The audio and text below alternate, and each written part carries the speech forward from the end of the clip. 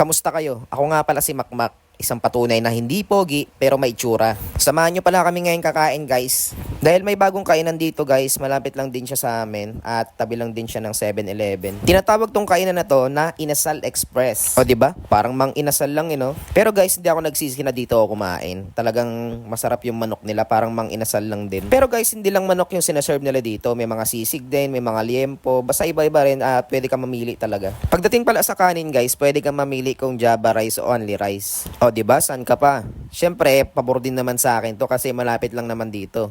Kung pupunta ako sa Mang Inasal talaga, malayo pa sa amin yon, sa bayan pa, sakto meron na pala dito sa amin. Ang in-order ko nga pala dyan is manok guys. Siyempre, yan muna yung titikman natin bago yung iba. Sa susunod na araw siguro mag-take out na lang ako. Gusto ko rin kasi tikman guys yung sisig nila dito kasi alam mo naman, diba, sisig lover tong ano na to Parang Mang Inasal din naman yung gawa nila. May mga libreng sabaw, tapos may mga sausawan, pwede kang kumuha, mga ganun. Parang Mang Inasal lang din naman. Kaya guys, testingin nyo rin dito yung mga taga-Palanginan dyan. Yung mga hindi pa nakakain dito, try nyo dito guys. Naabutan na rin kasi kami ng gutom dito guys. Sakto, nakita namin to. Yun, tinesting na namin dito at dito na rin kami kumain kaysa uwi pa kami, magluto pa. Ang ganda rin kasi nung kainan nila dito guys, ang linis-linis tignan. Tapos may mga pabato-bato sila dyan sa harapan. Shala Tapos mahaba yung lamesa nila, pwedeng pang maramihan. Talagang parang dito na kayo magbanding ng pamilya mo O siya.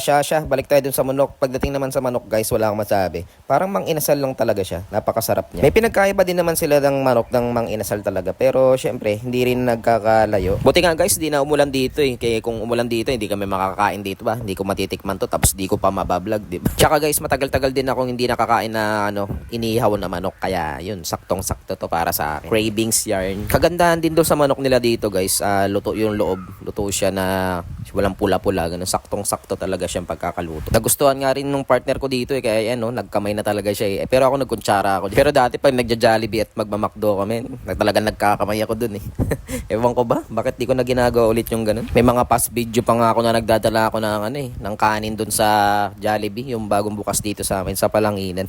Ang kapal talaga ng mukha Tignan nyo dito sa video guys, pinapahimay ko pa yung manok kasi nga hindi ko mahimay ng kutsara. Kasi yung kutsara plastic lang din, baka maputol Tsaka guys, pag nagkamay ako, baka mahirapan ako mag-video-video Siyempre, diba, sayang din to. Siyempre, ganun naman ang mga content creator guys gagawa ng video para may mapanood kayo, diba? Mahalaga guys, mabuti yung puso mo at hindi ka katulad ng mga magnanakaw dyan. Nakita ko rin nga pala si ate dito, mga old nating kaibigan niya na nirerespeto natin bilang ate. Yan. Shoutout po sa ate Jeline. Siyempre guys, ang ending is tapos na kami kumain at uuwi na kami. Solve na naman kami nito. Magpapahinga na lang kami. Tapos ako, mag-e-edit ako ng mga vlogs ko. O siya. Hanggang dito na lang guys. Lagi niyong tandaan na piliin nyo maging mabuting tao para sa pamilya nyo at para sa mga ibang tao. Bye-bye!